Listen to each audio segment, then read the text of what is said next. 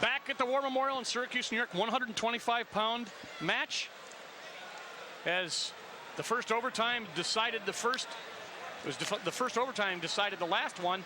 41-0, Paul Paquin and Jake Lamberg, his opponent, 38-1. Lamberg from Green High School in Section 4. And Paul Paquin, perhaps a guy who is a candidate for most outstanding wrestler. He's 41-0 this year, has already signed to wrestle with Oklahoma. You don't get much better than that.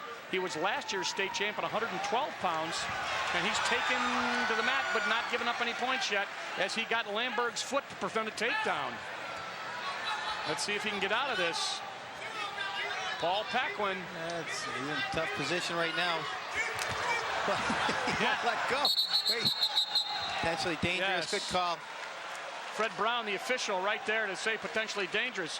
So Paquin, the guy who was probably the prohibitive favorite, at least by people that you would talk to. Look at this. Just That's Oklahoma 1-foot ride. Look at that. Would not let go. Lamberg, 96-20 overall, 38-1 out of Green High School. But you're looking at Paul Paquin out of Cornwall High School in Section 9. Pinner Technical Fall in 36 of 41 matches, and as we said, already signed with Oklahoma. Last year's state champ at 112, and he's bleeding, and that says let's take some time and get that straightened out. Yeah, Jake Lambert's coach, I might want to add, is Tim Jenks, who I wrestled with up at Syracuse University. Very familiar name, I believe, out of Shenango Forks High School. You got it. There he is, right there with the mustache. Yep. Looks just as good now as he did then. He had to work out with him every single day. Kid was very strong. Very strong. Very strong. Well, there's a little bit of break in the action. You know, you've heard all about the routine with blood, and they're very careful to stop the blood, and there's a certain amount of time. That's right, Dale. They get 5 minutes total. And the difference with that from an injury timeout is you can take as many as you want. You can have 15 timeouts and not use your 5 up. Let's take a look at the last match that was decided in overtime. This is Burke and Jansen, and it was overtime, and any point that's right scores in overtime. Burke tried to spin around, which is okay, but then he just kept stepping out, and we mentioned that at least 15 times during the match. And his coach from Wading River High School, Shoreham Wading River, excited. So in our first overtime, Jesse Jansen from Section 11 wins 1-0 in overtime on a stalling call. So in the overtime, it's any point. You don't have to score a takedown or a reverse, any point. So right now we're back to 125. Paquin had a timeout, got a little bit of cotton in the nose as he was bleeding. So Section 9, Cornwall High School. A lot of people like this guy as the MOW candidate. Pinned his way into the finals. Lamberg in the red. He's the one that had the nose problem. Right, I'm sorry. It's okay. It may come into play later on if he can't stop the bleeding within 5 minutes injury time, then he is disqualified. Right there, you're going to see that Paquin throws him out. Boy, Paquin is intense. I was watching him work out, run around the mat, just very pumped up. Paquin going to let him up. Let him up. He's got that takedown. He's smelling blood. Lamberg on the bottom there had a little bit of trouble momentarily. He's got that leg again. He likes that leg right. He's got it again. Just hope he doesn't get hurt here. Paquin in the blue. Stalemate. Paquin also an honor roll student, so he's got the whole package here, the man in the blue.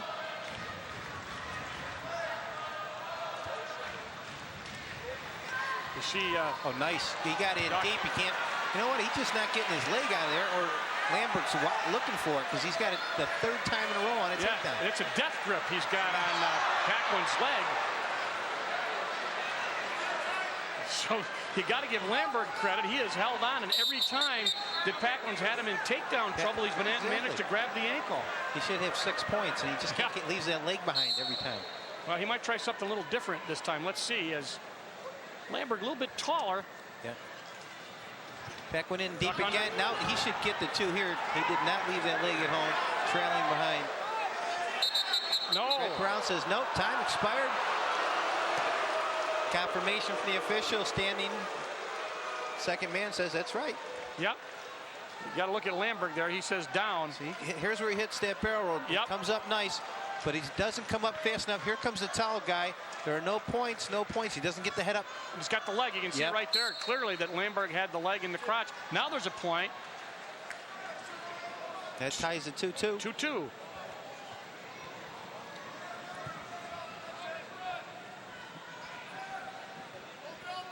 We said that Paquin pinned his way into this finals. He doesn't get a chance, a little bit of height there as Lamberg puts on the headgear after it was knocked off. There he is out of Green High School, 38-1 this year, and got his hands full here with Paul Paquin from Cornwall High School. But this has been the story of the match here as Lamberg trying to get a point. Well, he's doing everything except keeping about 8 inches of his foot back, and another net takedown. You know, it's just got to come up with something different. 125 pounds, and Lamberg fights his way back out. That's where that height is really coming into play. Yeah, I agree. Keeping the score very close. I mean, 2-2. Minute into the third or second. There he goes again. Got the ankle again. He just cannot get that leg through. Now he's going to lose it there. Well, there's going to be no points here because they're going to go out of bounds. He's just got to hold the leg. Now we're going to get a little discussion here. Fred Brown, Gene Tracy just kind of walks behind, make sure that he says you're doing it right. Well, there's just nothing he can do. Right. I mean, it's just the way it happens. You lead the leg and you tie up for a couple seconds of stalemate. 2 Back points. to live action and 2 points and 2-for-1 sales. He takes him down and lets him up. And Paquin on top. Yeah, there he gets 2. Now it's 6-3. Plenty of time, 30 seconds. He's going to get his points, and I think he'll go into something different. Now he's trying to get a little tighter. Paquin from Cornwall in Section 9 really putting the pressure on, but the time down to 16, 15, 14. You don't see many pins in the States, and Jake Lamberg in a bit of trouble. Pretty close there. Now he's rolled through. He escaped that one. 9-3 as Paquin takes his time. Now there's a guy who's in control. But you know what? You got to give Lamberg credit. You got to grab what you can, and it happened to be the ankle of Paquin for 3 or 4 times in a row. And now Paquin is down. But you look at Paquin in the referee's position. He is intense. No, he's just this is how he was earlier, and you can just see kid is just incredible. Going to see good things from this kid down the road. Well, as we said, he will be wrestling with Oklahoma, and you can tell they probably like his intensity. You look at his eyes, and he is putting on a clinic out here. But he's leaving that ankle. That ankle again. He's going to go to Oklahoma without that ankle. Yeah, he may have to leave it here at the War Lamberg's Memorial. bringing it home with him. Yeah. Jake Lamberg, Green High School, smiling and doing the best he can. There he is again. Boom, and Lambert's looking for that trailing leg, and it's just a split second too. He must have gotten a tape on this, you know, and said he leaves his ankle out, and I'm going to grab it every time that he does something. Paquin can't believe he goes, what am I going to do? Yeah. Thank you. Stalemate. Oh, starting. Yeah, he hit him for the stalling. Yep. I think the officials are just getting frustrated. They just can't. I mean, he's working it. He's working it. Your old buddy Tim Jenks questioning the call on his wrestler. Yeah, I think it's an interpretation thing that he's doing it to not wrestle, but. And look at Paquin's running laps. You can't see him. If you can get a wider shot, you can see Paquin. He just started sprinting, running around the mat. All concentration as Tim Jenks on the right there, the coach from Green, heads back to his seat. And Lamberg shoots. Lamberg, the guy who was bleeding a little bit in the first period. Paquin shoots up high, comes down. Likes that double leg in the flip, but he's going to get his ankle again. Yeah, he's going to end up with another trophy. Yeah. He's got something different here. Okay, stalemate. That's not different.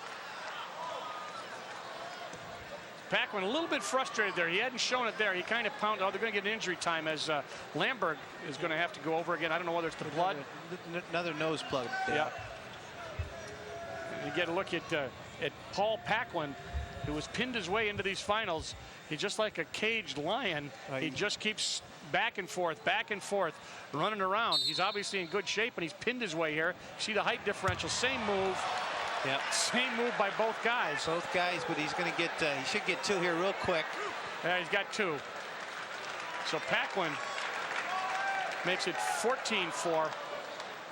He lets him up. 14-5 is the score. 34 and seconds double leg, left. watch for that ankle. He does give it up that time. Yeah, 2 more. 16-5. Oh. Splits, he just got his leg split and was going to let him up. Paquin in complete control. I'm amazed at, he just is amazing.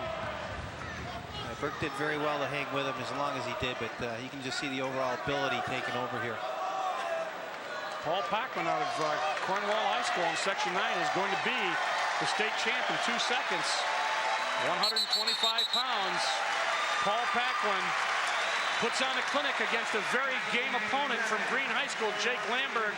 But Paquin perseveres and will be the state champ at 125. And he goes over to shake hands with the opposing coaches. Good sportsmanship. And Paul Paquin, 1997 state champ, and there's a good look at what he did all match long. Takedown City, it was a clinic, but he had his frustrations as Jake Lamberg really did a nice job for that bout.